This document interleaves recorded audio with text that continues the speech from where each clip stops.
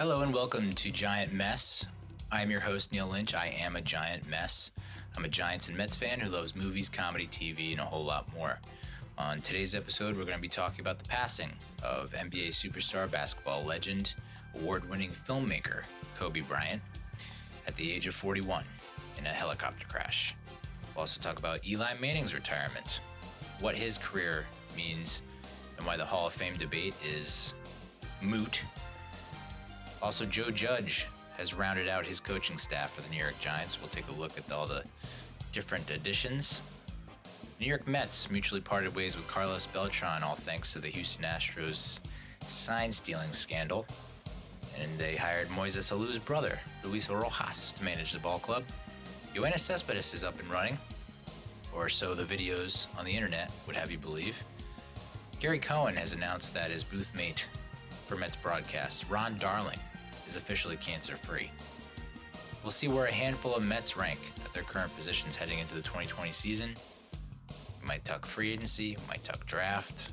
We'll also give you the latest on Starling Marte, because we've only been talking about it for months on end. So with that, let's get started. So before we dive into the meat and potatoes of the show, I'm going to do some promos at the beginning, because I don't think people listen to the end. I gave you a secret keyword that you're supposed to send to me if you heard the end of the show. Was it last week? I don't even know when. But Real Cinch, RealCinch on Twitter, Instagram, YouTube. Go to facebook.com/giantmess and give me a thumbs down. I'm fine with that. You should also probably call the voicemail. It's very lonely. It's cold. 862-BIT 1986. You don't have to have anything in mind when you dial the number.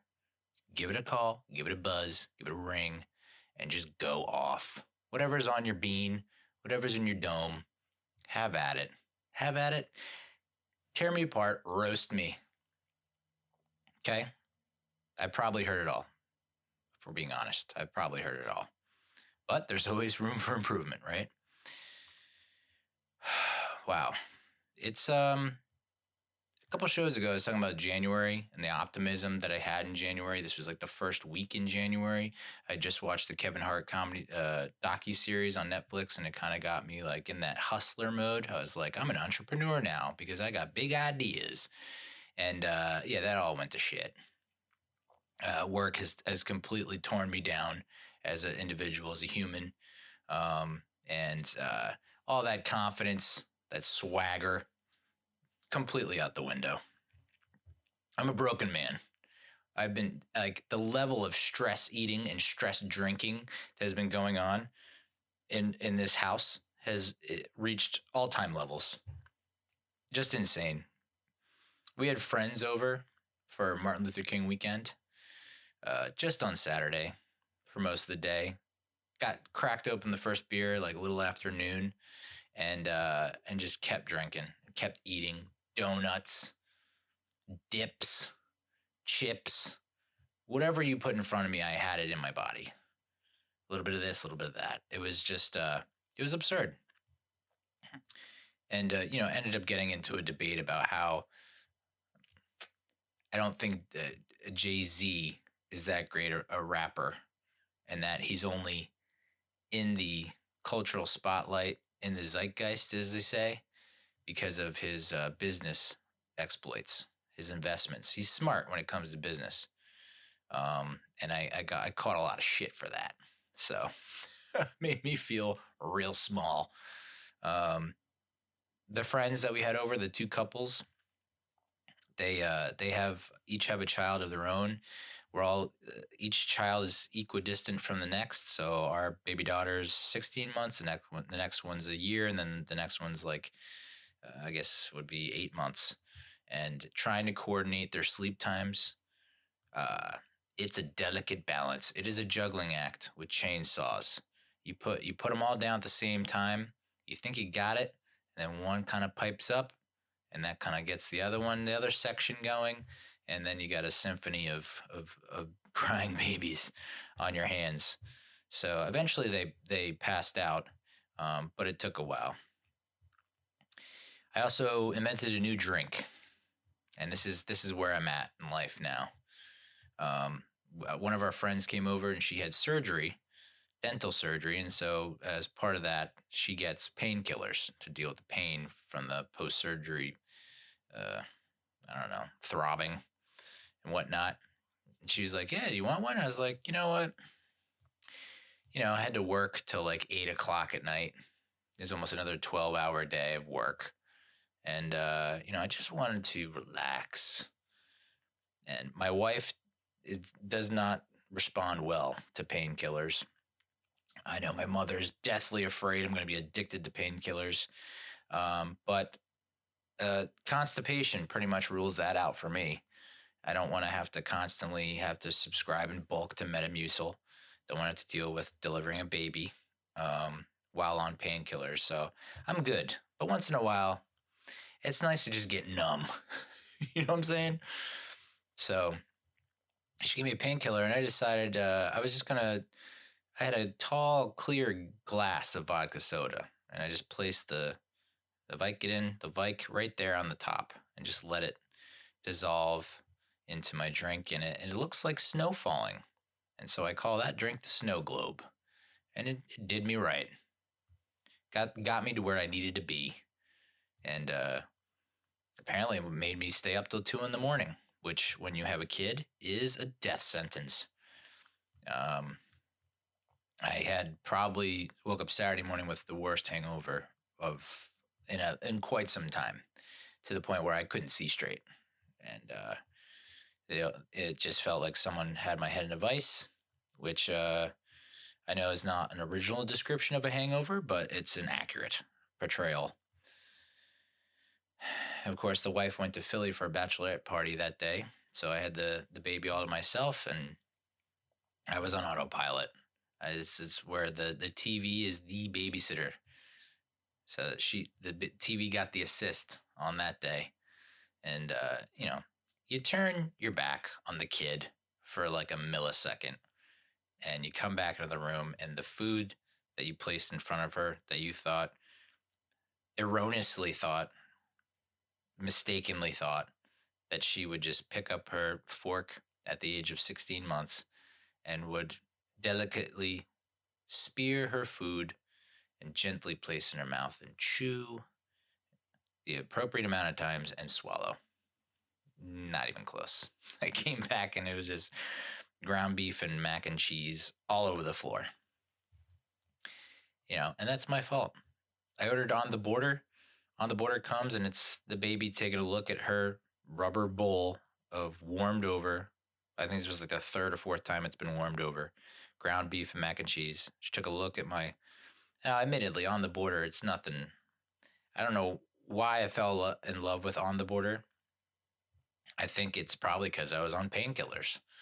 Back when I had shoulder surgery, my ex-girlfriend lived by an On the Border near the Rutgers campus. And so we used to go there almost every Friday night. And I would get like the Border sampler, the queso, mix it up there, and then go to a movie. So maybe my On the Border is nostalgia, but like it is a totally different ballgame when you get On the Border delivery via DoorDash versus On the Border in the restaurant. It's just just slaps different, as the children say. So kind of try to scarf that down with the baby kind of pawing at it. And then she gets in the mode where it's like she's had about enough of my laziness, my fatness, my baldness, my hairiness, all the beautiful traits that make me me. And she'll just get up on the table, stand on the table, stand on the couch, anything to test me. And those who know me best know that I'm an extremely patient person who doesn't have any anger issues whatsoever. False. I am a walking volcano. So, did I yell? I didn't yell at the top of my lungs, I'll say that, but I definitely got vocal, turned up the volume, increased the decibels on my baby girl. But, it was nice hanging out with our friend on Friday night and getting numb and just talking shop. And then, Saturday, just trying to survive, just watching so much TV. And then Sunday, pretty much the same. I don't have any energy whatsoever to do anything. I'm a broken man. And then, as if the Sunday scaries weren't scary enough, we got the news at like probably close to 3 o'clock Eastern time. I got a text on a group chat from one of my buddies who said, Kobe dead, question mark, for real? And, you hear so many rumors that can just take off, especially with the dawn of the internet, the age of misinformation. You just have so much happening where hoaxes are seemingly more prevalent than actual factual news.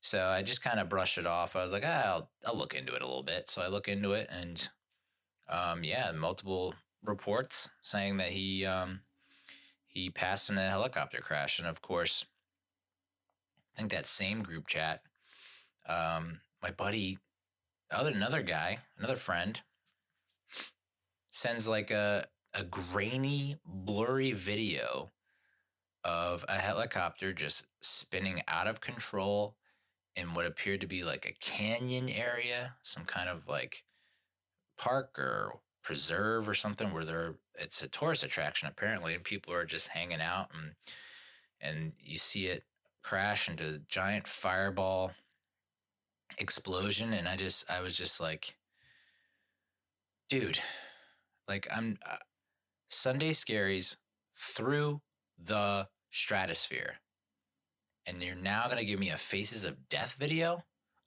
Just layer that and slather that on top of my raging Sunday scaries.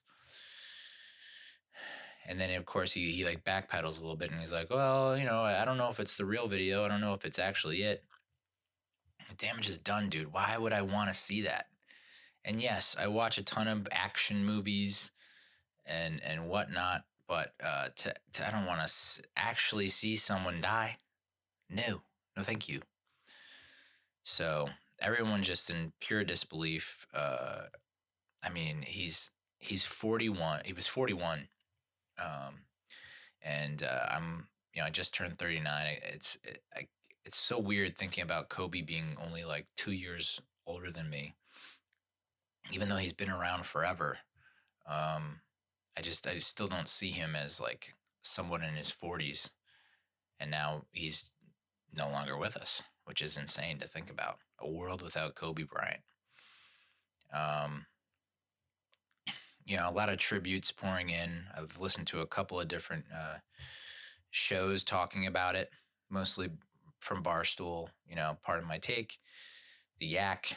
And what's weird, and I don't know why people do this, is trying to do like a comparison and saying like, is this the most tragic death in sports? It's just like, I don't know. Why are we doing a ranking? I don't know why we're doing it. I don't think you can understate how profound an impact this has been, how tragic it is. I don't think anyone is trying to diminish that. But I was not a big basketball. I'm still not a big basketball guy. I mean, I think the last time I cared about basketball was probably when the Nets went to the finals in 01 or 02. I think it was 02. Because the Sixers were 01, I believe. Who was 2000? I don't know. But really into it in the 90s, would watch, every weekend basketball game that came on, I think NBC. And, you watch the game, you watch Jordan, you watch Stockton, and then Reggie Miller, Patrick Ewing. And then I would go out and shoot hoops for like an hour or two, trying to like emulate them. And that was in high school. And then, you get to college, and I just kind of, the biggest basketball game that I could remember was not even in college. It was actually after college, 2 years, which was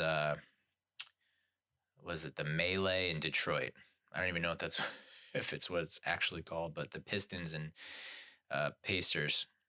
Was it the Pistons and Pacers? Yeah, where they just went hog wild on each other.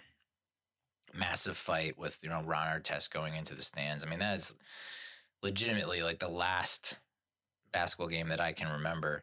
Of course, I followed LeBron with the Cavs because I thought that was a great story. Because Cleveland was so hard up for a championship in the first go round. But as everyone pointed out, like Kobe was kind of the bridge between MJ and LeBron. A lot of people said that he wouldn't have won all those championships without Shaq, which is true. But then again, you know, it's a team sport. I mean, like, does Michael Jordan win if he doesn't have Scottie Pippen, Dennis Rodman, Kerr, the whole bunch there, B.J. Armstrong. And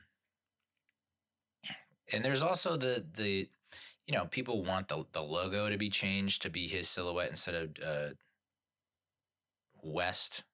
I don't even know the guy's name. Jerry West, I think. And it's like, that seems a little, I don't know. Of course, in the back of my head, it's hard, you want to remember the good and you want to celebrate his life for sure. And he's done so much since retiring, and he's obviously a family man. And, he's been such a mentor to younger guys in the league, college kids, high school kids, Shaq's son. So, he is just as serious about his business. So he retired from basketball, but he didn't retire from being active and from being involved in like business activities. And I think a lot of people looked up to him and his Mamba mentality. I know Saquon, huge fan, Saquon Barkley. He wanted to meet Kobe and he won't get that chance. Daniel Jones picked number 8 because of Kobe. So there are ties there. He apparently was a Mets fan. And this is weird. I didn't watch the video, but like there's some kind of video of him in a Dodgers hat at Dodger Stadium. I guess it was 2009, just saying that he grew up as a Mets fan and wanted to be, the next Darryl Strawberry. So there are connections to the Mets and Giants there. But what's in the back of my head is that, this unfortunate thing that happened with him, the rape case. It's just kind of something I can't shake. It's something that a couple other people brought up for their own gain and for whatever clicks and whatnot. And I'm not bringing it up for that now. But it is, I don't know what the upshot of that was. It's one of those things where I heard about it, and if you just speaking casually in groups, like it just seems like it happened, but it was swept under the rug. And ultimately, I don't remember what. And what makes me such a horrible sports fan is I don't have that encyclopedia knowledge that traced the lifeline or the timeline of that case and what the final result was. It just stinks to have that associated with him if it didn't happen. But to say to change the logo, I mean, I'm all for tributes and whatnot. And I think he's done a lot for the game and for a lot of people out there.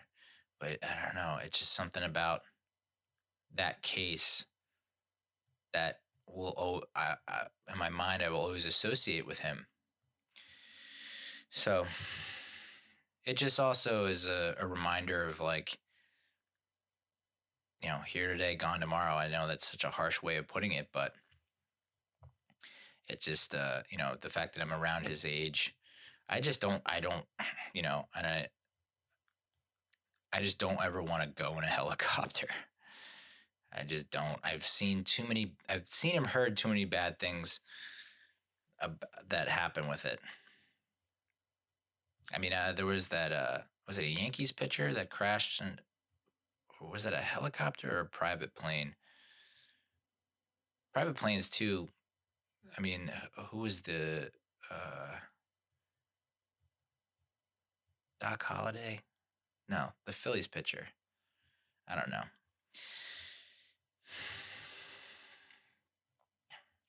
it's just it's a lot to process. Um, but I just don't like trying to rank this as like this is the most tragic. Like, let's not rank. Don't try and think of another, like, it is what it is. I mean, it's you know, I can't believe the NBA played games that day. I thought they probably, I heard PFT on Part of My Take saying that the NBA should have canceled the games last night. I know that the Clippers Lakers postponed their series, um, presumably to have a more thorough tribute to him. There's talk about other teams other than the Lakers retiring his numbers, like 8 and 24. There's talk about the NBA retiring both his numbers. There's talk about, um, one team wearing all 24, one team wearing all 8. Um, and what's weird is, like, I never was a Kobe fan, but the more I look at him and this is going to sound super delusional and narcissistic, but I see a lot of him in me. I see a lot of myself in him to a certain degree. Like, if he was a fat, balding, hairy, white dude, he would be me. And if I was a tall, bilingual basketball player, I'd be him. No. I think he just embraced being the villain at times. And I used to think that I was like this nice guy, who's like likable and makes people laugh, but I don't know. I've become a lot more jaded. No longer really make the effort to go that extra mile to get people to like me, and I'm just become a Grinch and a grump. Not to say that like Kobe is that, but there are some times where it comes over me and I'm like, I want to be a villain right now. And like, I know it's so easy for me to be the villain, which I guess is the human condition. It's just easier to be bad than it is to be good. So I am proud to say that I have resisted it for the most part, but, he's got a obsession with excellence, with perfection. He even said that, like, he wanted to be Magic Johnson, but didn't have the height, so he kind of modeled his game. He really did model his game after Michael Jordan, because he saw him growing up and just thought the way that he attacked the rim, that it made the most sense to model his game after him. So, and what sucks is, like, his daughter was on the helicopter with him when it crashed, and so she's no longer with us either. And I think he has 3 other daughters and his wife that survived him. But it's there's no denying his place within history. He's just a tenacious dude who extremely hard work ethic and had big plans, for the rest of his life. And it's like, I have big plans for the rest of my life, and I won't accomplish like 1/1,000,000th of what Kobe Bryant has done. But I still there's a little part of me that holds out hope that, like, all right, maybe if you can get your act together and not stress eat and not come up with drinks called the Snow Globe with painkillers in it, maybe you could live long enough to actually do something that you're proud of. So, that's rough.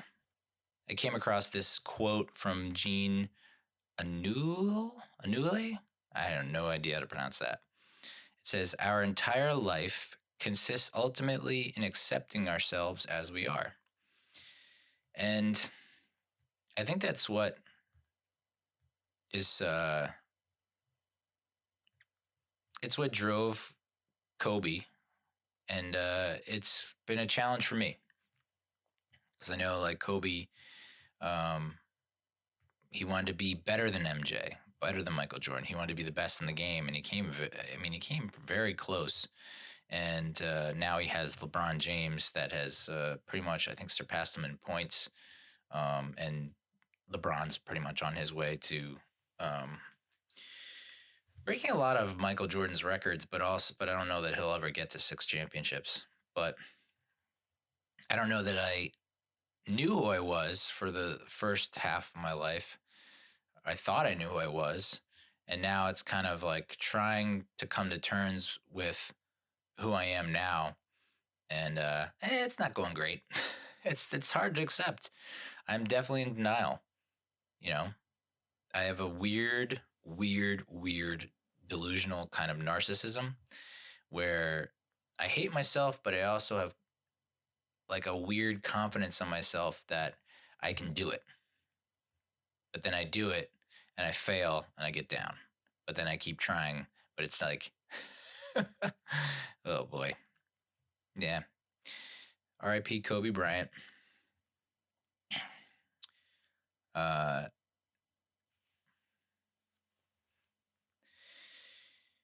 And you know, as if that wasn't kind of, I mean, the world is, we're in a whole new world, it seems like, without Kobe Bryant. And now with Eli Manning no longer an active NFL player, he announced his retirement last week. He had a press conference on Friday, short but sweet.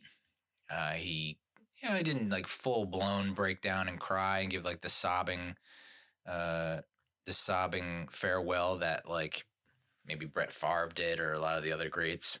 But you could hear some sniffles here and there, so he showed a little emotion. And the end of an era. I really thought that we were going to get the 3-lie prophecy. I thought he was going to get a third one. I really did. I remember on the Tri-State Sports Guys show that I did with a buddy, I was certain, even in 2013, everyone thought Eli was donezo and said that his time is over. He's cooked. He's a shell of himself. He can't do it anymore. And this is like 2 seasons after he had the best season that a quarterback can have. And I vehemently said and stated and guaranteed basically that Eli was going to win a 3rd Super Bowl. I really did believe that. And I really think that he could have if you just gave him something to work with. If you gave him a little something on defense, and if you give him, just anything on offense, because he really did put the team on his shoulders in 2011 and had a fairly good year in 2012, and then 2013, it all came crashing down. And, Jerry Reese, his draft picks backfired. He didn't pick up the right free agents that could make the difference on either side of the ball. And Eli suffered, And then Tom Coughlin had to take the fall. I mean, can you imagine where we are or where Eli is if in 2010, the miracle at the Meadowlands Part 2, the miracle at the New Meadowlands, doesn't happen. Say the defense just makes a fucking stand and we beat the Eagles. And who knows what that momentum does for the rest of the season. Maybe we don't get blown out by the Packers and the Ravens down the stretch. Was it the Packers and the Ravens? I don't know. All I know is we win the NFC East and we go to the playoffs. And who knows what we can do from there. I mean, you look at 2008, if things went differently there, if Plaxico didn't shoot himself in the fucking dick, where we would be, where Eli would be. We had a really good chance at going and winning the Super Bowl that year. We got home field advantage, beat the Panthers to secure home field advantage. I believe we had already beaten the Cardinals once that year. We had an unbelievable rushing attack behind a solid offensive line. Plaxico Burress is just almost impossible to defend, especially in the red zone where he made his bones, made his money, and then he shoots himself in the leg, and we're just not the same. And we obviously get the bye. We host the Eagles in the divisional round, and we couldn't do anything in that game.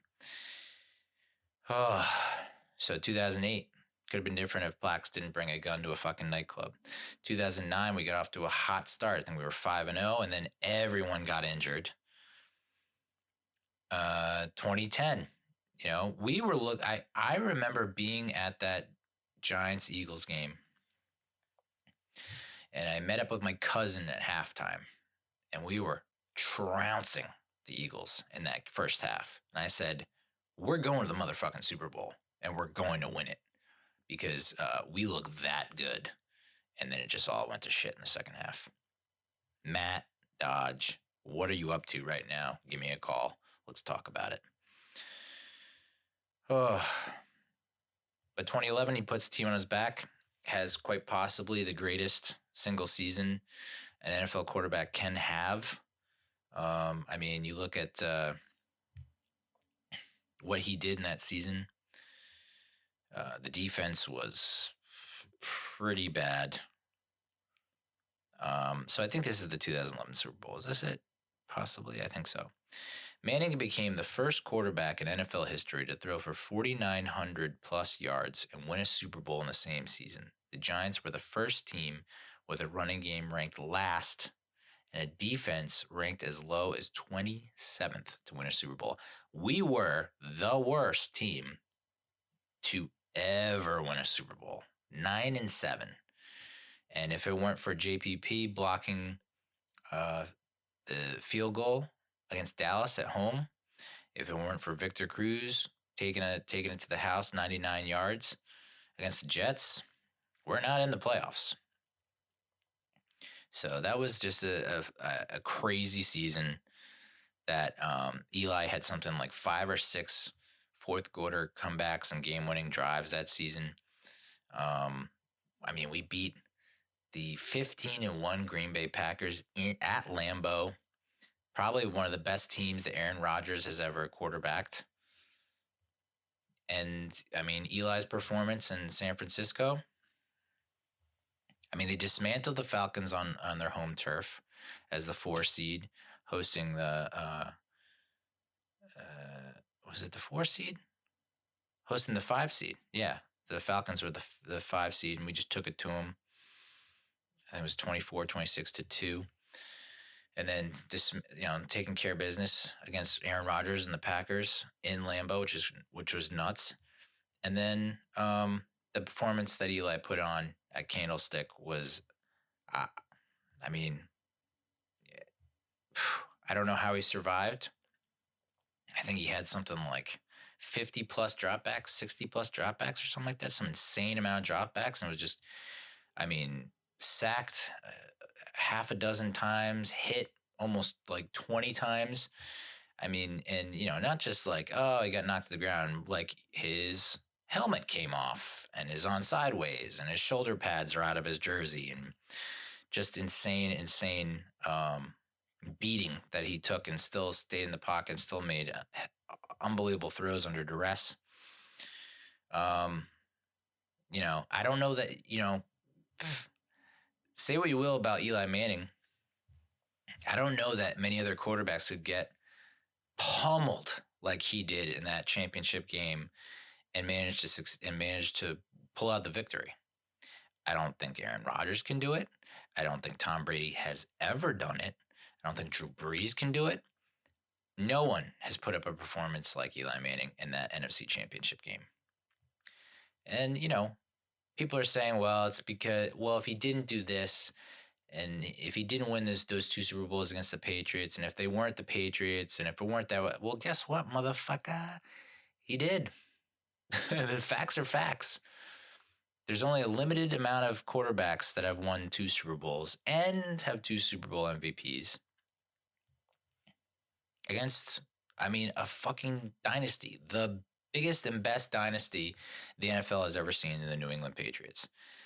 And if it wasn't the New England Patriots, I don't know that you would still take that from. You're going to take that from him because it's not the Patriots. If it was the Ravens and the Broncos, Okay, dude. It's just non-Giants fans, Eli haters trying to get you riled up. I could give a fuck if he's a first ballot Hall of Famer. We know he's going to the Hall of Fame. I guess the question is if he's first ballot or not. Who gives a shit? Like, is that honestly going to be like that's the card you're going to pull in some kind of argument? Well, he wasn't first ballot Hall of Fame. I don't care. Are they all? Is that one a Hall of Famer? Is that one a Hall of Famer? Well, there you go. Just take a look at his stats, please. I honestly I can't believe this is, and I've seen this question for years now, and honestly, he could have stopped playing after that 2011 Super Bowl, and I think he's still in. I think he's still in. I really do. But anyway, for his career, 117 wins, tied for 11th all time. Passing yards, 57,000. That's 7th. Passing touchdowns, 7th. Starts, 7th. Consecutive starts, 3rd. Completions, 7th. Attempts, 6th. He's tied for 8th with 3 touchdown games with 49. He's top 10 with 4 touchdown games. 14 4-touchdown games. He's tied for 12th for 300-yard games. He had 51. He has 9 400-yard games, which is 7th all time. He has 7 4,000-yard seasons. That's 7th. 37 game-winning drives. That's 10th. 4 fourth-quarter comebacks in the playoffs. That's tied for 3rd. 2 Super Bowl titles, tied for 5th. 2 Super Bowl MVPs, tied for 3rd. And he's not a Hall of Famer. You have to smile and laugh. Don't get angry if someone says Eli Manning is not a Hall of Famer. You just go, oh yeah, totally. No, you're right. Totally not a Hall of Famer. And then when he does get inducted to the Hall of Fame, you forward the video of his speech to that person and say, oh, I hope you enjoy this. Wins by a starting quarterback supported by defenses ranked 16th or worse in points surrendered. So this is actually through 2016. This doesn't even take into account 2017, 2018, 2019. When, the defense was pretty awful. So wins by a starting quarterback since 1970 where they had essentially it's like a shitty defense, a defense that's below average in points allowed. Peyton Manning had 93 wins, 9 postseason wins, 102 combined wins with a horrible defense. Dan Marino, 72 regular season wins, 2 postseason wins.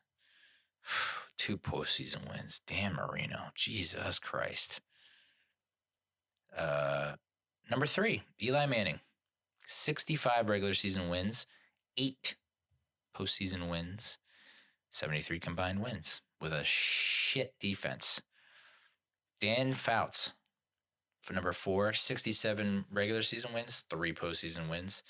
Drew Brees, 65 regular season wins, 3 postseason wins. This is going through 2016, so. But, look down the list.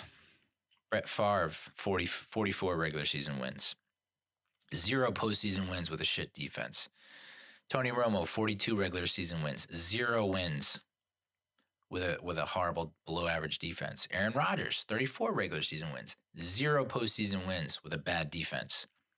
Matt Ryan, Andrew Luck, Jim Kelly, Phillip Rivers, Tom Brady, Terry Bradshaw, Steve Young, Ken Anderson, Ken Stabler, Ben Roethlisberger, Troy Aikman, Joe Montana. Of that lineup that I just gave you, only Andrew Luck and Jim Kelly, Tom Brady, and Steve Young have ever had one bad defense in the postseason. Defense wins championships. Unless your quarterback is Eli Manning. And yeah, that 2011 defense was pretty bad. The 2007 defense surrendered something like 80 some odd points in the first 2 weeks. People wanted Steve Spagnuolo's head, and he figured it out. 2011 was, we got smoked by the Saints, kind of late in the season, in that season. And you just thought, we lost to I think we lost to Rex Grossman, maybe, in week 1 or 2. on the road. So, I mean, it was a bad defense with zero running attack.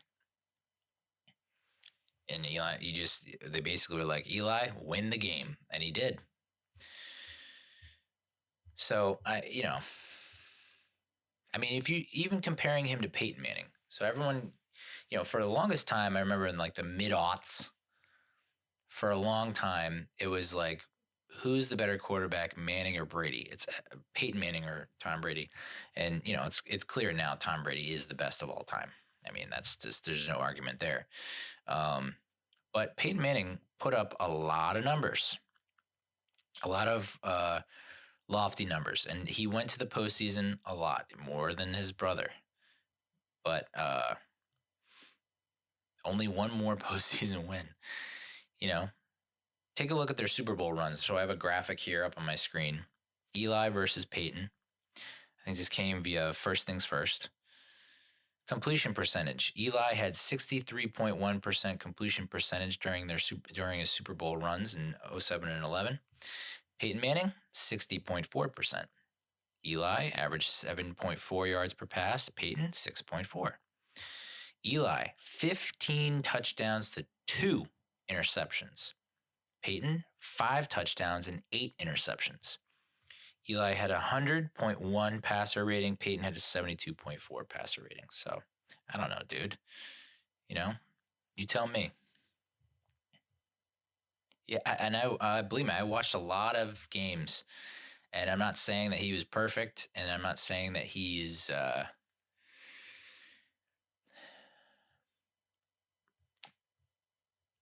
Yeah, I guess you can't say he's among the greatest of all time, but shit, man. I would rather have him than a lot of other quarterbacks, especially in the postseason.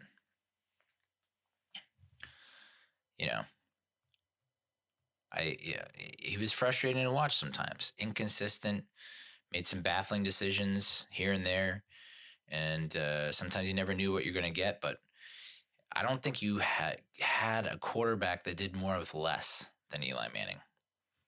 I was looking at his receivers in the 07 playoffs. That was a pretty good crew. Plax, Amani, Steve Smith, I guess Tyree. But I mean, Amani and Plax. Amani was I think that was the last year that he was in the league. But so he wasn't exactly where he was at the height of his game, which I would say was 2000, 2002. Plax, though, was kind of peaking at that point. And so that was a good duo to have. And the 11 run, Hakeem Nicks and Victor Cruz and Mario Manningham. Manningham, I mean, we had our reservations about him, our doubts. But he still made a lot of clutch catches in those playoffs.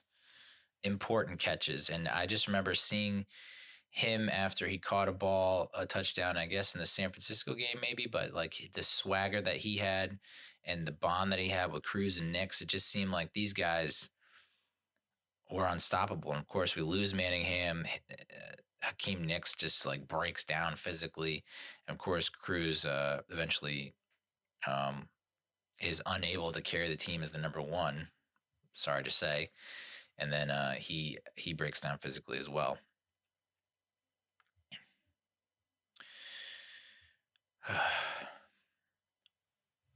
The Giants' rushing attack, which averaged 3.2 yards per carry, was non-existent in that 2011 NFC Championship game. The Giants' offensive line graded out dead last in pass blocking, according to Pro Football Focus.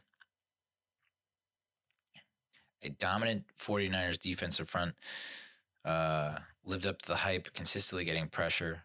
6 sacks, 12 quarterback hits.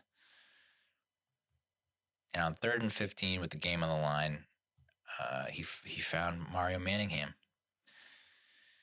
for the touchdown. Unbelievable throw, great catch. And yeah, I mean, you could say, you want to talk about the definition of luck.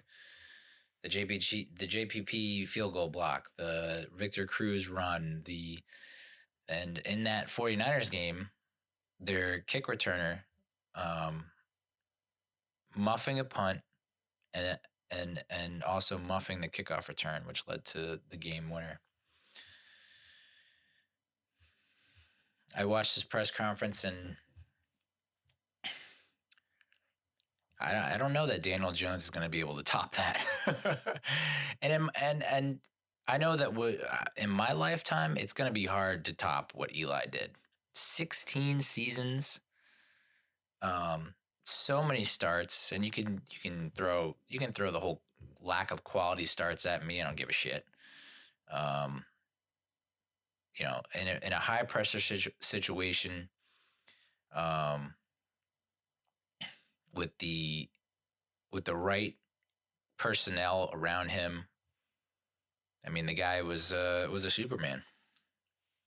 I mean, 2015 and 2016 were really disappointments.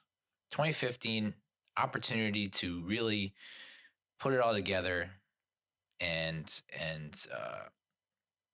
possibly go back to the playoffs. They gave their all against the Patriots.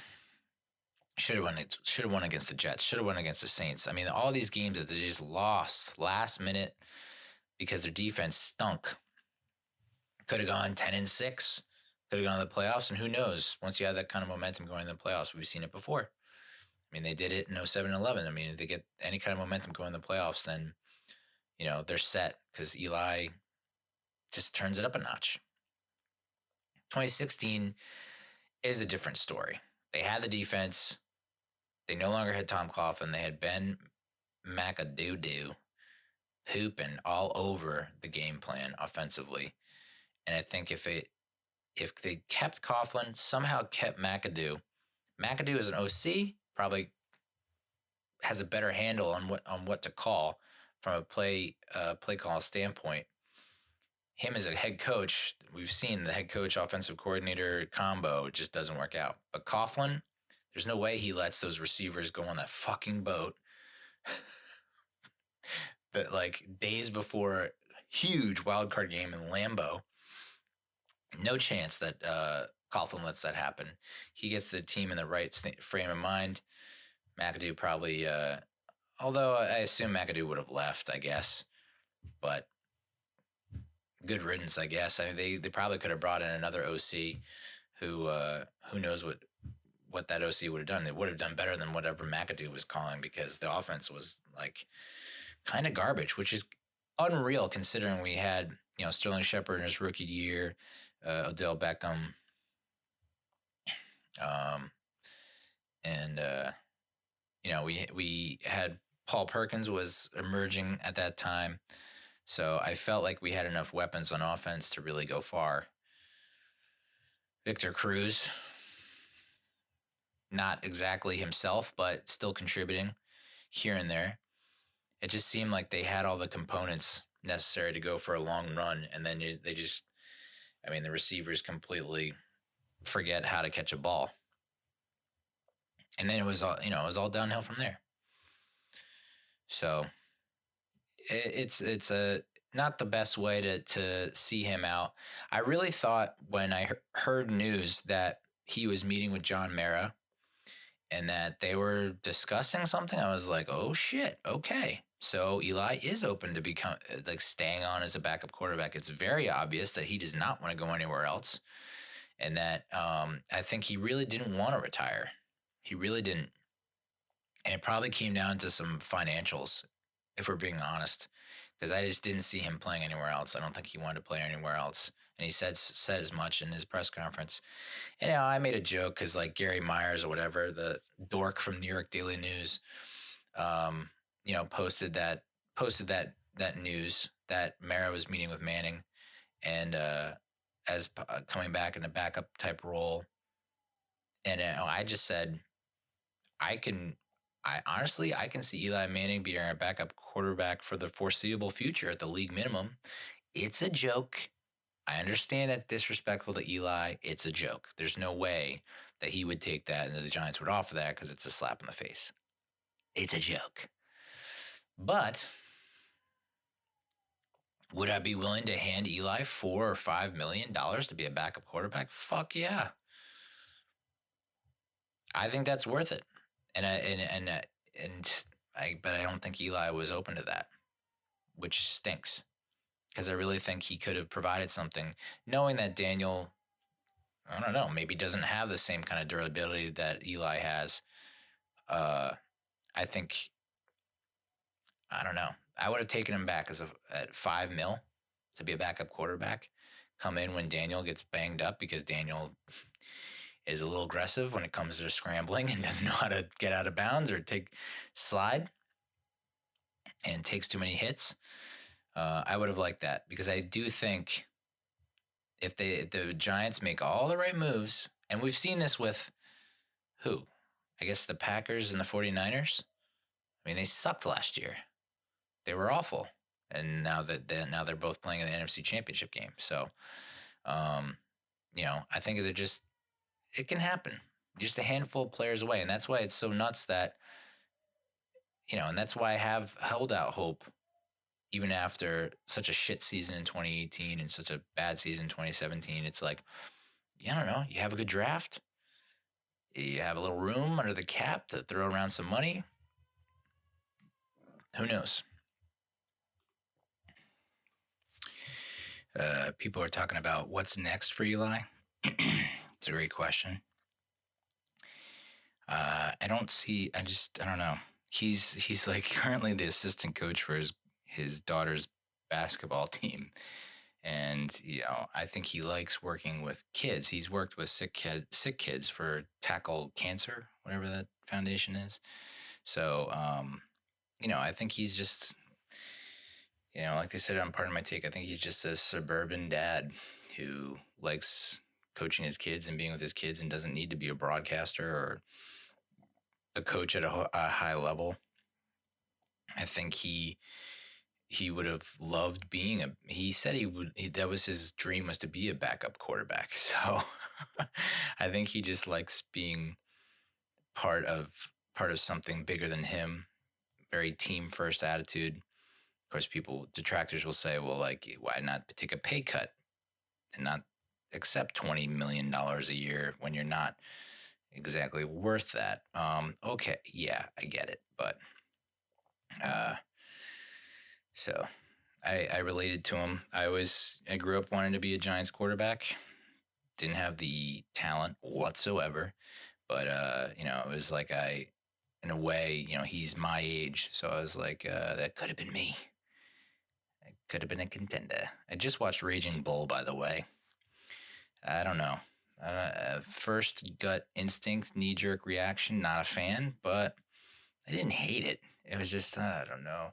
I think having seen so many movies like that since it came out, and that's the unfortunate way that's innovative or groundbreaking movies, that were huge at their time for being different or unique. Like that's just kind of how it goes. Like once you see everything that was inspired by it, and then you go back to the original source, you're like, yeah, but I've seen this done a million times. Well, this is the whole reason those things were done. Anyway, they're going to retire. The Giants are going to retire Eli Manning's number, which is great. Number 10. I think they're also going to retire Strahan's number 92. At some point, though, I mean, that's kind of like people in the know must know that the NFL is not going to last very long. If that's the case, like how many numbers can you retire before it's like, we're out of numbers? Gonna have to double back. Or it just turns into like college football with which is like 2 or 3 guys with the same number, and one's on offense, one's in defense, one's on special teams. So we should get, I guess, one of the games next year. We should have the retirement ceremony, Ring of Honor, all that jazz, which will be fun. Now looking ahead, I don't know. I was kind of hoping that Eli would come back as the backup quarterback because I don't know that Alex Tanney's really the answer at backup quarterback. I think there are a couple of other options out there. I wouldn't hate if Marcus Mariota came on board. That might be a nice option. But I'm trying to think of the other free agent quarterbacks that might be out there. But Marcus Mariota seems to be the top of mind, which I wouldn't mind. Joe Judge has just about rounded out his staff. And, I said on a previous episode, that if the Giants hired Jason Garrett as the head coach, we should riot. We should burn down MetLife Stadium to the ground. But I was not opposed to Jason Garrett being hired as the OC. And that's exactly what happened. And I kind of love what the approach that Joe Judge has taken with rounding out his staff.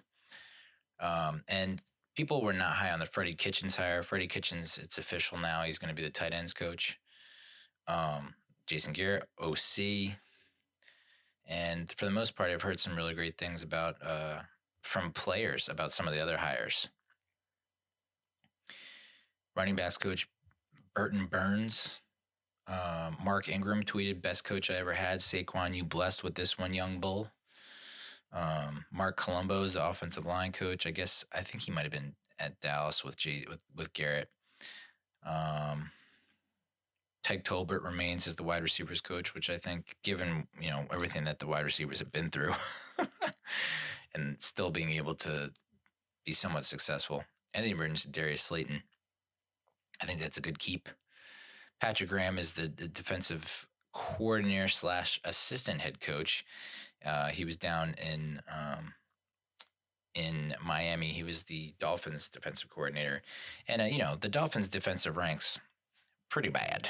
Last in the league in points, second to last in yards, third to last yards per play, third to last turnovers, bottom 5 or 6 in passing, running, penalty yards, sacks. But did we forget that the Dolphins were purposely tanking and then half the team mutinied at one point? Did we forget that? Brett Bielema, I can never pronounce that. He's also a senior advisor. He's going to do the outside linebackers. Inside linebackers, I guess, is Kevin Schurer. Defensive backs, Jerome Henderson. I won't go through the special teams, but there was a point where Antonio Pierce's name was being thrown around, and I was like, I'm down with that. I'm a huge fan of former players coming back and coaching. Pepper Johnson's name is always thrown around whenever there's a coaching change. But, Pepper Johnson, Antonio Pierce, I would love to have those guys just back in the building because they can speak to their playing days as a Giant. I think that's huge, but alas, nah, son, nah. Anyway, Patrick Graham was interviewed about the Giants' defensive look, and he said the scheme is based on the people, which is, exactly what Joe Judge said in his press conference. He said, we're not going to try and fit a square peg into a round hole, which is basically what I said after watching every game with Pat Shurmur at the helm and James Betcher. You have these schemes, and they're not working. And it's because you're not tailoring it to the personnel. Case in point, which I said over and over again, DeAndre Baker. Let me see if I can find this. There was an article, I forget where it was, but why DeAndre Baker is one of the Giants' most improved rookies from 2019. Okay. And then you take a closer look and you see he basically allowed through weeks 1 through 10 before the bye, he was allowing a completion percentage of around 70%, 600 yards, 4 touchdowns, 0 interceptions with an NFL rating of 131.9. He only had 2 pass breakups while playing 96% of snaps. I mean, that is about as bad as it gets. So you get the bye in week 11, and then the post-bye, he faces the Bears, Packers, Eagles, Dolphins, Redskins, Eagles. The Eagles were the walking wounded. They had zero, next to no one. The Redskins were, they had half their squad banged up. Dolphins are the Dolphins. What can I say? The Packers, when we faced the Packers, they were decimated by injury, and the Bears have no one. So against the Bears, 2 targets, 0 completions. Against the Packers, 7 targets, 2 completions for 68 yards. 6 targets in the Philly game, 1 completion. 7 targets in the Dolphins game, 3 completions for 51 yards and a touchdown. The Redskins, 10 targets, 9 completions for 98 yards. And the finale against the Eagles, 1 target, 1 completion for 24 yards and a touchdown. He allowed an NFL rating of around 94. So he did better post-bye. He had 5 pass breakups, which is an improvement, more than he had in the first 10 games. But his snap counts decreased considerably, 79% of snaps. So don't think he's there yet, but I honestly think he was a victim of a couple things. Possibility that Betcher just didn't know how to scheme him, didn't know how to coach him up. Possibility that Janoris Jenkins and Antoine Bethea were like, nah, I'm good, son. The guy doesn't listen. But, maybe Judge and Jerome Henderson and everyone that are now on board, maybe they can get through to him. Because I'd hate to see him you can't just give up on a guy after 1 season. I think Judge gets his hands on the game film. His assistants, coaches, they take a look at the game film and they just say, no, we're not using this guy the right way. How was he used at Georgia when he was like the best cornerback in college football? Let's take a look, see if we can do that. But I think Big Blue Interactive tweeted this out a couple weeks ago. Antonio Hamilton, who had 12, who received 12% of the defensive snaps, and is, I almost had a heart attack watching him against the Cowboys in the opener. Had 4 pass defenses in 2019. Sam Beal, Corey Ballantyne, and Grant Haley combined had 3. That is just no bueno. You got to make a play on the ball. You just got to make a play on the ball. So that's very damning evidence. And really a major reason why they need to make a splash in free agency at the corner position, whether that means I don't think you go all in on one. I think you get 2 veteran, modest pickups that aren't going to kill your ball club. They're not going to be Pro Bowlers, not going to be Hall of Famers, not going to be, whatever, but at least they'll be average. I think that's what we're looking for. 2 average cornerbacks who understand the game and are coachable. I think that's what you got to go for.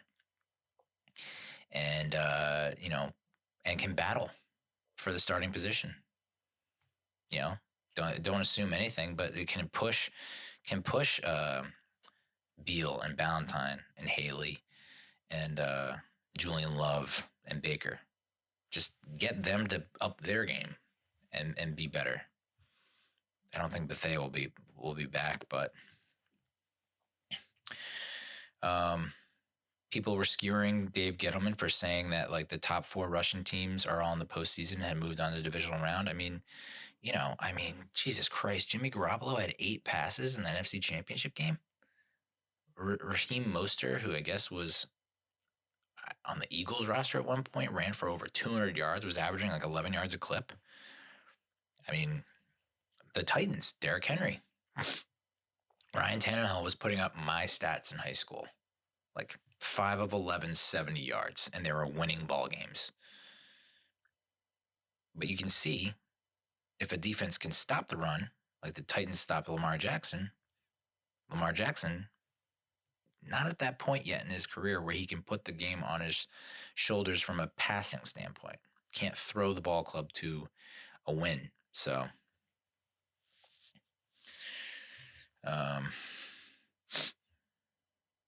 there was speculation that Jason Witten might have interest in joining the Giants because Jason Garrett's there now. And you know what? Come on board, dude. How fucking funny would that be if he joins us and we win a Super Bowl? I know, far-fetched, trust me.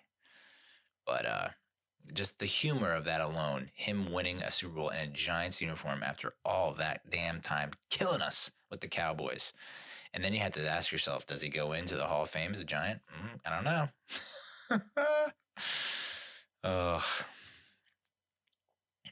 So I mean, I like the hires. I don't know most of them, but I don't know. I have this insane level of trust in a head coach who's never been a head coach and, you know, is 38 or something like that. And it's just like, I can see why Gettleman and Mara fell in love with him because I was basically like, yes, this is when he was talking. When Shermer's press conference came on, I could probably go back to the blog I wrote, and it's like the only appealing attribute that Shermer brought was like he's not Ben McAdoo, this young guy who thinks he knows it all and is speaking in uh, certain all these expressions. But Shermer was not a gentleman, and not with the press. He's kind of an asshole to the press, which I mean, Parcells and Belichick are not exactly uh, all lovey-dovey with the press, but they had a certain rapport with the press. And Shermer had this attitude as if he was Belichick or Parcells, but you're not. You didn't have the wins. Like you got to win in order to pull that off. So I don't know. We're in a. I think we're in an okay spot. I really do. I think we're okay. We have the seventh most projected cap space heading into the 2020 offseason. I think we're targeting around 62 million. And there was an article saying that Dallas Cowboys corner Byron Jones, who's only 27, is would be a pretty good fit. And considering Garrett is now with the Giants as OC, I don't know if that would sway Byron Jones at all. I think maybe it was Jerome Henderson also. No, he was not. 15 pass breakups, the fourth best forced incompletion rate of any corner. 6'1", 200 pounds. Produced an 85.1 overall PFF grade the past 2 seasons. I mean, can he stay on the field? Best ability is availability. Can he stay on the field? And I mean, can he make plays on the ball at least? So, add him to the list. Logan Ryan and Byron Jones. If you can get both of those guys, I think your secondary is in a much better position. No more like worrying about giving up a first down on 3rd and fucking 15. Jesus. George Young, former Giants GM, has been elected to the Pro Football Hall of Fame. He was with the Giants from 79 to 97. NFL Executive of the Year in 1984, 86, 90, 93, and 97. And the whole reason that he became the Giants GM was because of the miracle of the Meadowlands in 1978. Wellington Mara, at the time, John Mara's dad, asked Commissioner Pete Rozelle to recommend a new football operations chief, and Rozelle recommended Young, who would only take the job if he were granted full control. And Mara agreed. And where would we be if Mara didn't ask Rozelle? If Rozelle wasn't commissioner? I mean, there's so many different variables going on here. But he built through the draft, which is, Gettleman's at this point. That's Gettleman's strength. From 79, when he drafted Phil Simms, through the 95 selection process, Young succeeded in signing every player he drafted over that span. Total of 119 players made the club at one time or another. And his downfall was really when free agencies kicked into high gear, the 92 season. He couldn't adapt. And then the salary cap came in 94, and that was another something he just was not equipped to handle. But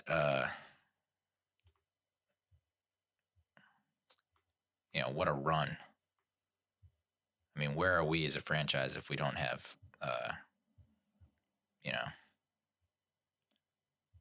George Young? Whew. I hate to think about it. But let me see if I can load this real quick. This is not loading. Okay. I'm going to scroll up.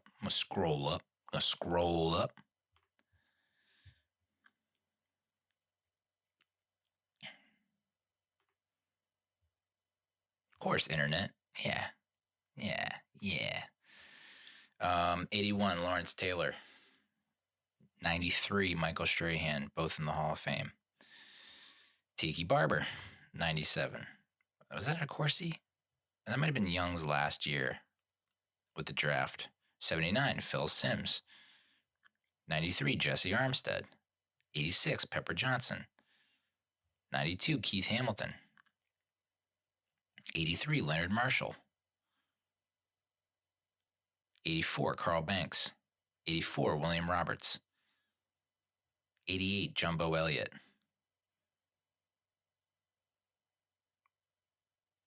95, Scott Gregg. 86, Mark Collins. 84, Jeff Hostetler. I mean, that 84 draft, holy shit. 90, Rodney Hampton. So, I mean, you know, he drafted all the franchise greats.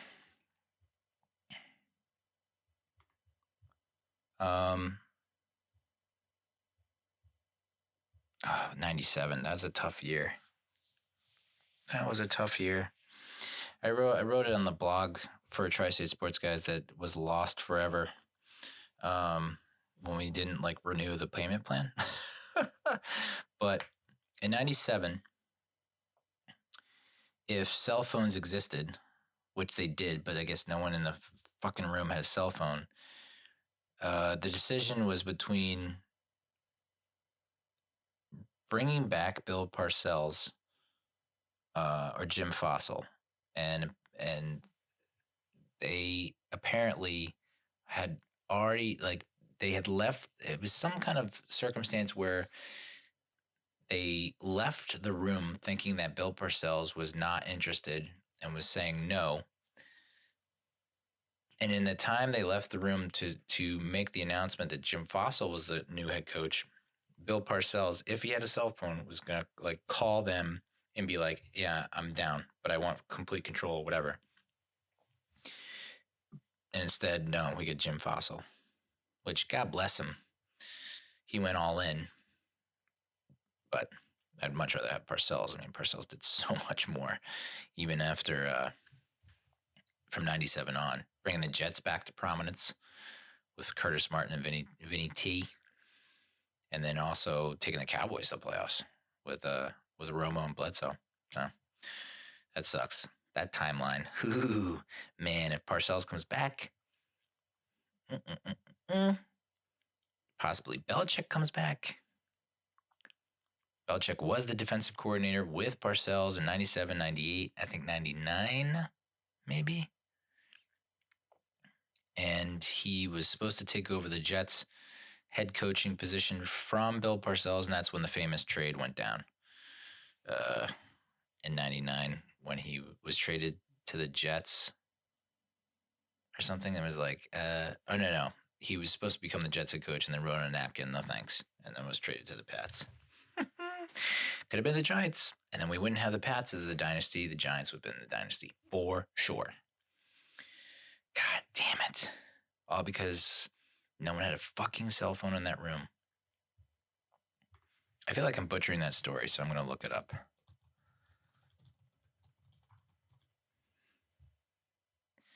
Okay, January 15th, 2015. This is a story on Giants.com. Giants were seconds away from bringing Bill Parcells back in 1997. 3 NFL teams announced new head coaches this week, and 4 more with vacancies will do the same in the near future. Behind monumental decisions such as those, there are stories.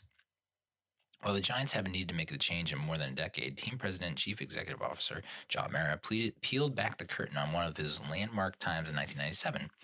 So when the organization hired Jim Fossil, who went on to a 58-53 record in regular season and took the Giants to Super Bowl 35. At the time of Fossil's hiring, the Giants were close to a reunion with future Hall of Famer Bill Parcells. In fact, they were a cell phone call away. That is, if those were prevalent at the time, but they were not. The rest is history. Mara, the executive vice president and chief operating officer at the time and son of late owner Wellington Mara, recalled the story on the Michael Kay Show. "I was right in the middle of it," quote, "to tell you the truth. We had some disagreement at the time about whether Bill should be brought back. My father was very anxious to have him back. George Young was not anxious to have him back. Bob Tisch was kind of right in the middle of it, and I was kind of right in the middle of it as well. Bob kind of changed his mind at the last second and said, okay, if you want to bring him back. In the meantime, George had already walked down the hall. Actually, I think it was the very first time in his life that he ever ran. He ran down the hallway, and by the time I got a call from Bob Tisch saying, listen, if you want Bill Parcells back, I'm not going to block it. I ran down the hallway to get George, and he had already made the call and offered the job to Fossil. We didn't think it was right to withdraw the offer at that point in time. Had there been a cell phone, that may have changed things. Not that George would have answered the cell phone, but as would have happened. It's funny how those things work out sometimes. So George Young, while awesome in the 80s, had less success in the 90s, and then ultimately possibly cost us a dynasty run by not hiring back Bill Parcells. But he's in the Hall of Fame, so whatever. So that's the Giants. Two more things really quick. Dexter Lawrence was named the PFWA to the PFWA All Rookie Team.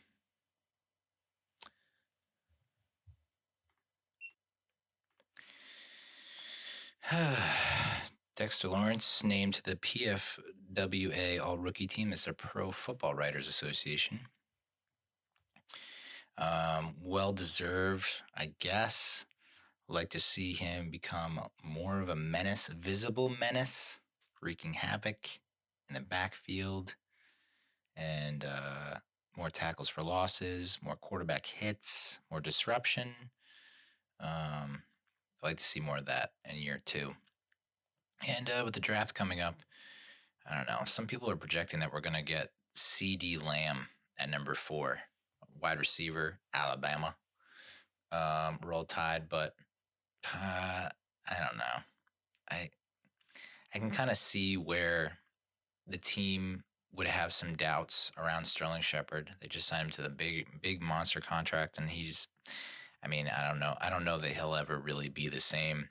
Too many concussions, too many injuries.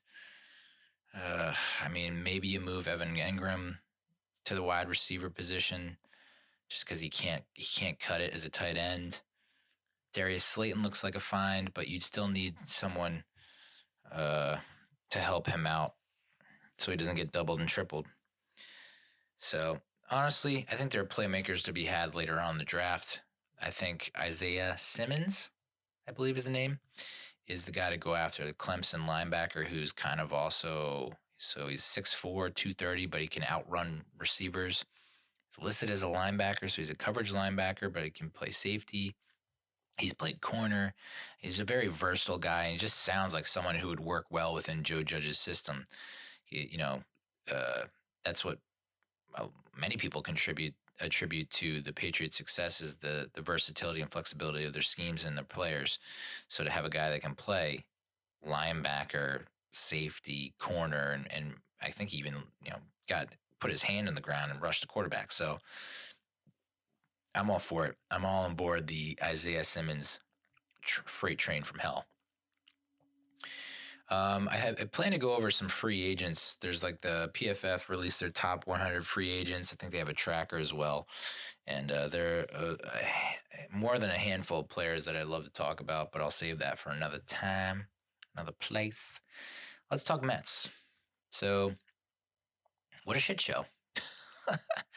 We go from the Giants, who there's a renewed sense of hope in the building, I think, with Joe Judge entering the scene. And I love that he has all these former head coaches in the building. I think that some people don't like that there are former head coaches in the building. I think that's just asinine.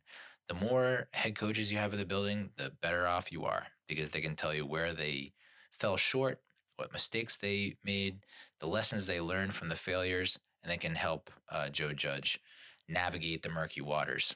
Brett Bielema, Freddie Kitchens, Jason Garrett. Those are all guys that Joe Judge can lean on. So I'm all for bringing in former head coaches. If they failed, good. If they were such great head coaches, they wouldn't be in the building. So I'd rather have a bunch of former failed head coaches on the staff to give their insight and to tell you where they went wrong and what they found to be successful. So that's the Giants. We're talking Mets here. And boy, is this a shit show. A giant mess, if you will. The Houston Astros sign stealing scandal broke, and I thought to myself, there was mention of maybe Carlos Beltran getting mixed up in this, and I was like, come on, 2017, he's a grizzled vet. He's on the doorstep of retirement. Why would he ever jeopardize his playing career, taint his career with any kind of scandal? But then there's also that, like, my movie brain kicks in, and I'm like, one last heist. The old crotchety guy in the crew. He's like, I just got to do one more job and then I'm out. So I can totally see how he's just been stealing signs his whole career, and then the Astros he's like, I'll give it one more shot to get that big payday, and he did. I mean, he got the World Series championship. And I just didn't think the fallout would affect him. I was just like, what? It's just not. No, he's not like the mastermind behind it. I mean, maybe he gave some tips here and there, but he wasn't like hooking up the laptop, and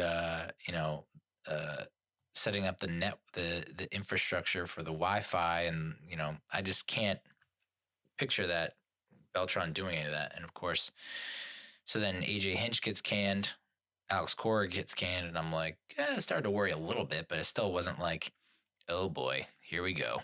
It's on now.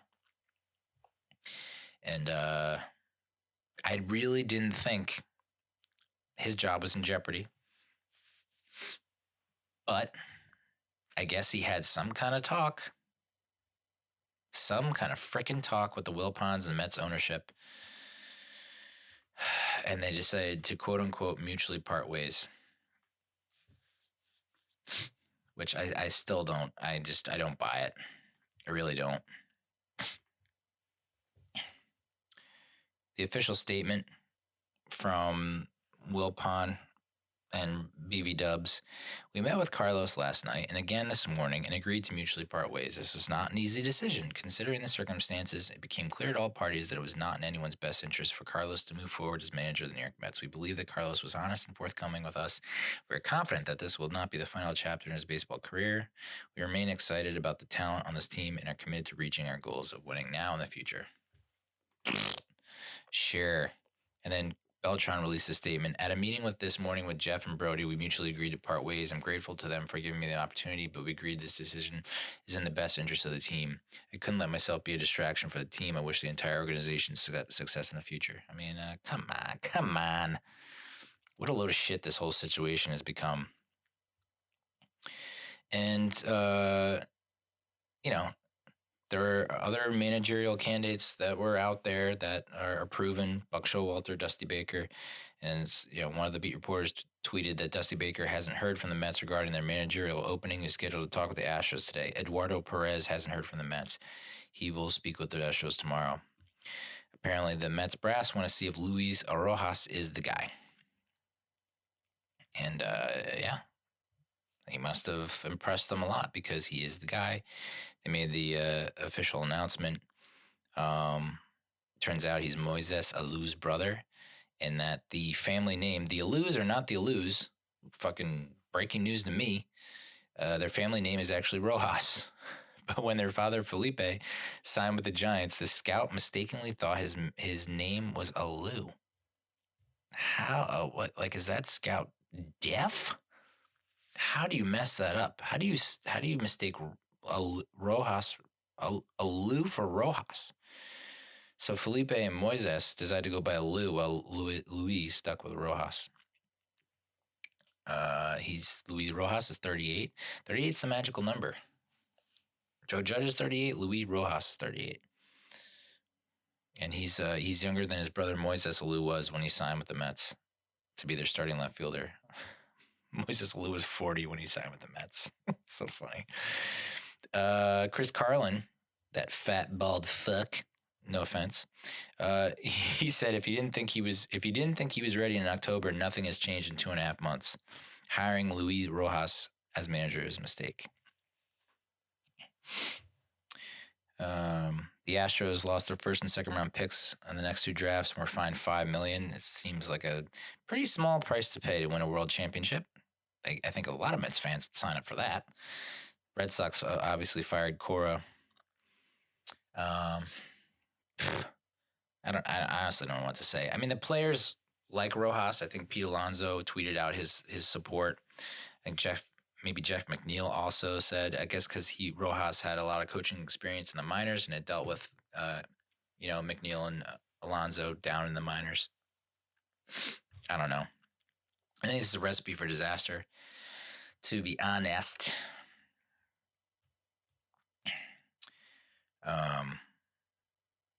Of course, the Starling Marte talk just refuses to go away. But now it officially has gone away. I mean, the latest was as of like the 24th, which was Friday afternoon. It was the Mets. The Pirates were interested in prospect Ronnie Mauricio, a shortstop, which we have shortstops in spades, in my opinion. And Mauricio is only 18. Widely viewed as the Mets' top prospect and a top 100 prospect in all of baseball. You know my stance on prospects. I can give a shit. I mean, I don't know. So I think I would have signed up for that trade, Mauricio and who for Marte. Sure, why not? But it turns out I think Marte ended up signing with the Diamondbacks or getting traded to the Diamondbacks. Marcelo Zuna, former Marlins Mets killer, is now a Braves Mets killer. Braves signed him. Meanwhile, Josh Donaldson, I no longer get to see that fuck repeatedly. He and the Twins agreed to a 4-year, $92 million contract. I feel like I mentioned this last time I did the show, but the Mets avoided arbitration with all 9 other eligible players. I feel like I already talked about that. Jeff McNeil is expected to play mostly third base in 2020, which is, obviously. Although, I wonder if that's a mistake and they should put McNeil at second and Robinson Cano at third. But I guess there are concerns about Cano being able to make most of the throws. I don't know, considering he takes a millennium to throw to first base from second, and you have to sweat out every routine ground ball. Excellent. As I mentioned in the open, Ron Darling is cancer-free, which is awesome news, amazing news. So congratulations to Ron. And Yoenis Cespedes, there's video of him that he's doing some light yogging on video. So, man, I tell you what, Yoenis Cespedes is the wild card in this whole situation. He is. Because if he can somehow,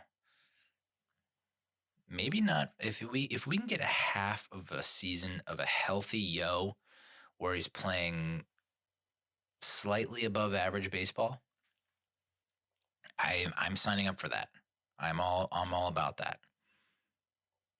Yes, I am. Yes, I'm signing up. Subscribe. I'm clicking subscribe on that.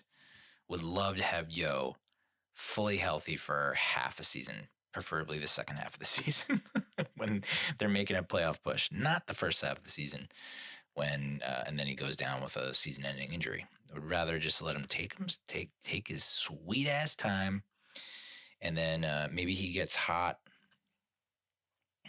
in the second half. Of course, there's the flip side of that coin where he gets hot in the first half of the season, and we can maybe trade him for a nice piece, knowing full well we have enough of an outfield to make it work. I guess maybe not. There are 1, 2, 3, 4 positions that have been ranked so far by Major League, the MLB Network. Wilson Ramos was ranked as the 6th best catcher in baseball. He was 8th heading into last season. So there's an improvement, but you take a look at the top 10. Yasmani Grandal, the Great White Buffalo that the Mets have been chasing for so long and just cannot sign. is at number 1.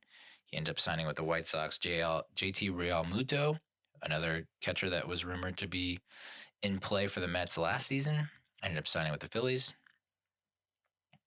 And then you have Ramos at 6, and then Robinson Chirinos with the Rangers at 7, which there was some speculation that he might end up signing with the Mets, which that's not a bad 1-2 punch. Ramos and Chirinos back-to-back 6 and 7, get them in the lineup. I just don't see that happening, you know?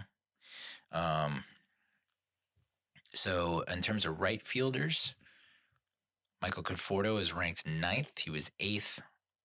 He's also ranked 8th at left field last year. Mookie Betts is at 1, Yelich at 2, Judge at 3, Acuna Matata at 4, JD Jumbo Dongs Martinez at 5. This list doesn't make any sense. I just realized that. Bryce Harper at 6. Anyway, just having Conforto and Castellanos, who was a free agent at the time this was released. He signed with the Reds. But can you imagine if we had Castellanos and Conforto in the same fucking outfield with Cespedes possibly coming back? God damn it. Oh, and also center fielders. Brandon Nimmo ranks 9th among the top 10 center fielders. He was ranked 6th in right field last year. Mike Trout 1, Bellinger 2, Springer 3, Ramon Laureano at 4. No idea who that is. Whit Merrifield at 5. Starling Marte at 6. Lorenzo Cain at 7. Hicks at 8. Brett Gardner at 10.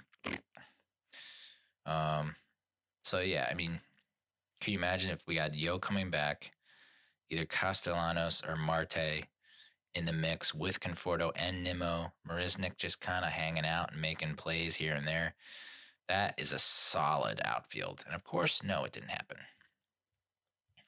Of course, I mean, it's not, the offseason's not done yet, but, I mean, have we done enough to contend? I don't know. I'm just happy Donaldson's out, but then we got Ozuna in the mix now. Just can't anyone just get so many other divisions and teams to sign with than the NL East? And then first baseman, I believe, is the last position that has been ranked so far.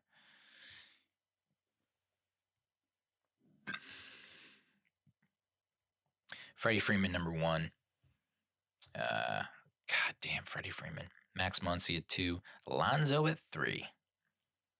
So, and I think he has a good chance of supplanting Muncy and Freeman to be the number 1 first baseman in all the land. Yes, that's really it. I don't know if I mentioned it, but Todd Frazier signed with the Rangers, 1 year, $5 million. I mean, I thought they should have probably tried to bring him back for $2 to $3 million. I just didn't see 5 making sense. And if that was his threshold, then okay, Godspeed.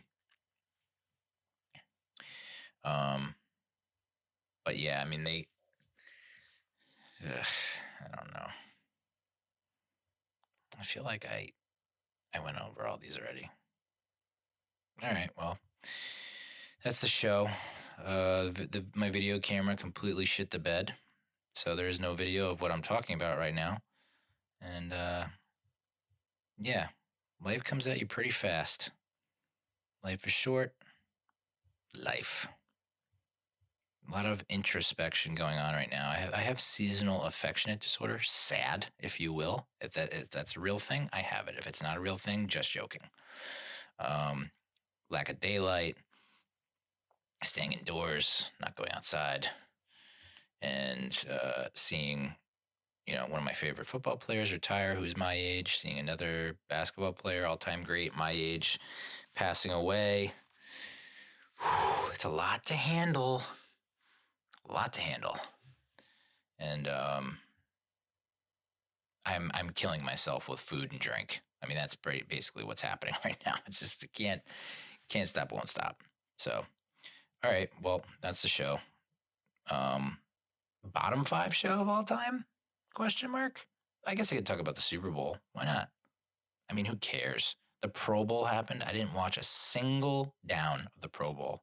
I thought they honestly canceled the Pro Bowl because of Kobe. I had like the Pro Bowl skills showdown on for like a hot minute in the background while I was doing some other shit. And they were like playing dodgeball. And I was like, come on. Although I do like they kind of brought back the QB challenge. I don't know how long this has been around, but where the quarterbacks like they have moving targets and they got to hit them. I was into that for sure. And of course, Lamar Jackson didn't throw so well, but then again, Russell Wilson didn't throw well either. Kirk Cousins surprisingly on point. I don't know. Tell you what, I think Kirk Cousins is going to win a Super Bowl, and then we have to have the talk about whether or not Kirk Cousins is a Hall of Famer. Oh boy, that'll be fun. So it's the Chiefs 49ers. In the Super Bowl, I am pulling 100% for the Chiefs. I'm the bitter rivalry that the Giants and 49ers had in the 80s, that will never die in my mind. I will never get over that. And I will always root against the 49ers no matter what, because the 49ers were like the favorite. They were a dynasty in the 80s, pretty much, in the early 90s. I mean, they were the team that was always seemed to be number one, and that the Giants were always aiming to take down as the underdog. So I will forever root against the 49ers. And I really hope the Chiefs just stick it to the Niners. Because Kansas City deserves it. I feel like they're such a great football town. My buddy from college is like a Chiefs fan. I just don't, I don't comprehend, because like he's from North Jersey, like right by Giant Stadium.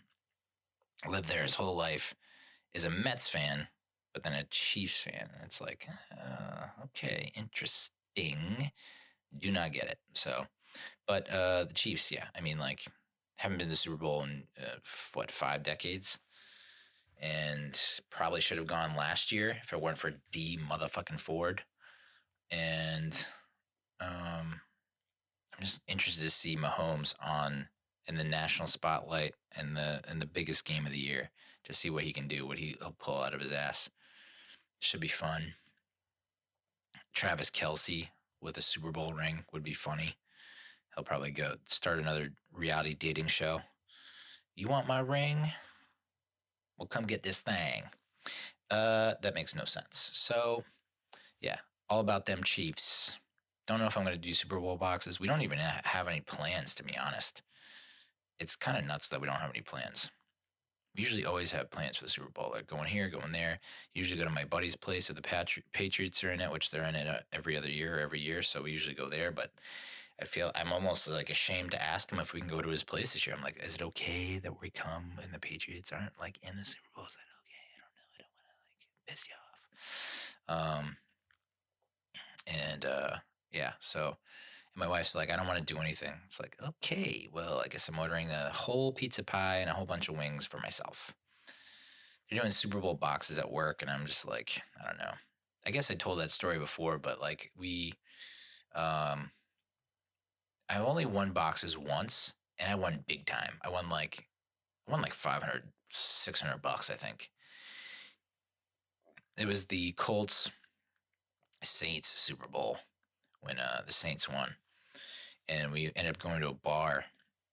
We had some people over at the apartment, and we ended up going to a bar across the street after the game. And I immediately blew all that money running up a tab. And I blame myself, yeah, but I also blame my buddy, my roommate, who took full advantage of the fact that he knew that I won 500, $600 and just ordered the most obnoxious drinks you can think of and put them on my tab. What a dick.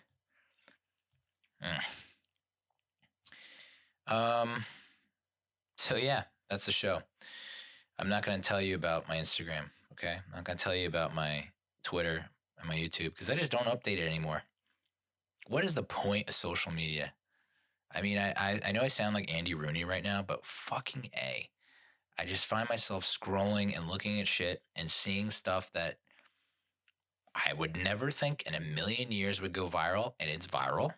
And I think to myself, wow, I've had that thought so many times, and I've never thought to put it out there on social media. And there are so many times where I have put it on social media, and I get crickets. So I'm in a bit of a funk right now. I don't know if you can pick up on it. I think I feel like I'm about to have a heart attack. I don't know. Not to scare anyone, but it's just the body is not really cooperating. I'm just a bag of sludge at this point. So the spring and the summer can't come soon enough. I'm supposed to go to a bachelor party in March in AC, and I'm like, I just oof. I don't know what needs to happen. Emergency liposuction or something for that to happen for me to feel good about myself. But all right, that's the show. Jesus Christ, it's 11 o'clock. I gotta go to bed. I got work tomorrow. I guess I'll talk to you guys next week. I don't know. Probably not. Maybe. I don't know. Okay. Adios, muchachos.